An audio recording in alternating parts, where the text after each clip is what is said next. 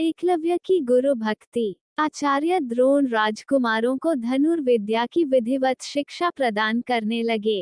उन राजकुमारों में अर्जुन के अत्यंत प्रतिभावान तथा गुरुभक्त होने के कारण वे द्रोणाचार्य के प्रिय शिष्य थे।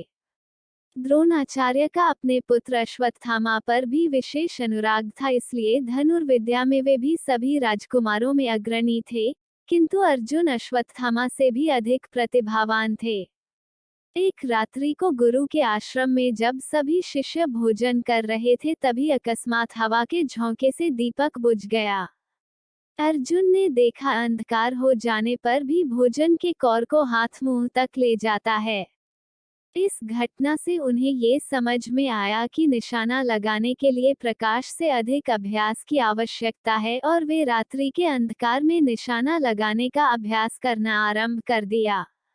गुरु द्रोण उनके इस प्रकार के अभ्यास से अत्यंत प्रसन्न हुए। उन्होंने अर्जुन को धनुर्विद्या के साथ ही साथ गदा, तोमर, तलवार आदि शस्त्रों के प्रयोग में निपुण कर दिया। उन्हीं दिनों हिरण्याधनु नामक निषाद का पुत्र एकलव्य भी धनुर्विद्या सीखने के उद्देश्य से द्रोणाचार्य के आश्रम में आया, किंतु निम्न वर्ण का होने के कारण द्रोणाचार्य ने उसे अपना शिष्य बनाना स्वीकार नहीं किया। निराश होकर एकलव्य वन में चला गया। उसने द्रोणाचार्य की एक मूर्ति बनाई और उस मूर्ति को गुरु मानकर धनुर्विद्या का अभ्यास करने लगा। एकाग्रचित से साधना करते हुए अल्पकाल में ही वह धनुर्विद्या में अत्यंत निपुण हो गया। एक दिन सारे राजकुमार गुरु द्रोण के साथ आखेट के लिए उसी वन में गए जहां पर एकलव्य आश्रम बनाकर धनुर्विद्या का अभ्यास कर रहा था। राजकुमारों का कुत्ता भटककर एकलव्य के आश्रम में जा पहुंचा। एकलव्य को देखकर वह भौंकने लगा।